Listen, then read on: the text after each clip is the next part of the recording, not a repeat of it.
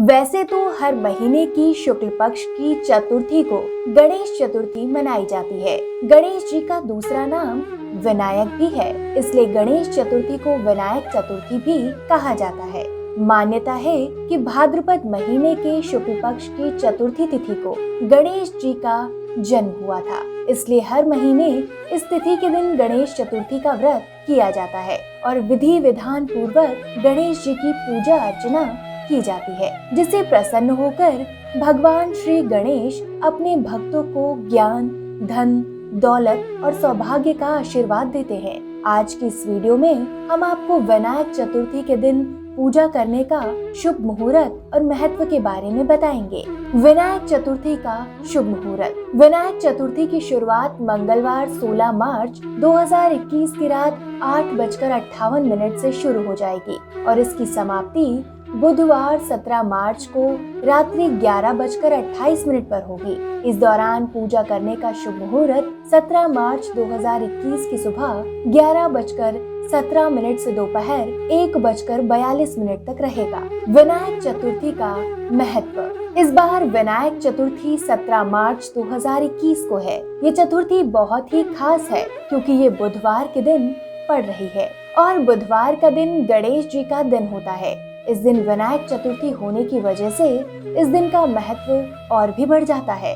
इस दिन गणेश जी की पूजा अर्चना करने पर आपको विशेष फल की प्राप्ति होगी। विनायक चतुर्थी के दिन भगवान गणेश का व्रत रखा जाता है। उनकी सच्चे मन और विधि विधान पूर्वक पूजा अर्चना की जाती है। पूजा करते समय भगवान गणेश को दूर्वा अर्पित की जाती है और उनको उनके प्रिय भोग मोदक का भोग लगाया जाता है। अगर आप भी इस दिन भगवान गणेश जी की पूजा अर्चना करना चाहते हैं तो उसके लिए शुभ मुहूर्त का अवश्य ध्यान दें। इस दिन शुभ मुहूर्त में पूजा करने से भगवान गणेश जल्दी प्रसन्न होते हैं और आपकी मनोकामना को पूर्ण करने का आशीर्वाद देते हैं।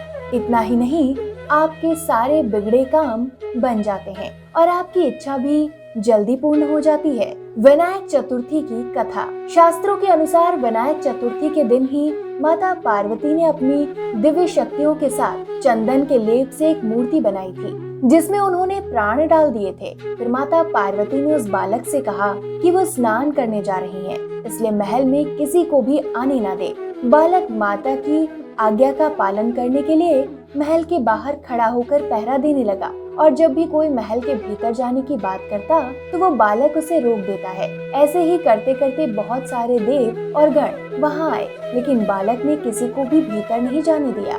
इसी तरह जब महादेव वहाँ आए तो बालक ने उन्हें भी अंदर जाने से मना कर दिया, जिस पर महादेव क्रोधित हो गए और उन्होंने अपने त्रिशूल से बालक का सिर धड़ से अलग कर दिया। ये बात सुनकर माता पार्वती महल से बाहर आई, बालक का कटा हुआ सिर देखकर रोने लगी और क्रोधित हो गयी। पूरे संसार में माता के प्रकोप से हाहाकार मच गया। माता ने महादेव से अपने पुत्र को जीवित करने का अनुरोध किया। तब महादेव ने माता को बताया कि वे प्रकृति के नियमों के खिलाफ नहीं जा सकते और एक बार जिसकी मृत्यु हो जाए उसे जीवित नहीं कर सकते। लेकिन माता पार्वती के क्रोध के आगे किसी की एक न चली और अंत में महादेव ने अपने सभी देवों को एक ऐसे मृत व्यक्ति की तलाश करने के लिए कहा जिसका मुंह उत्तर दिशा की हो, लेकिन किसी को भी ऐसा कोई व्यक्ति नहीं मिला। फिर एक देवता को व्यक्ति का तो नहीं लेकिन एक हाथी के बच्चे का मृत शरीर मिला जिसका मुंह उत्तर दिशा की ओर था। समय बीत रहा था, इसलिए देवता उसी हाथी के बच्चे का सिर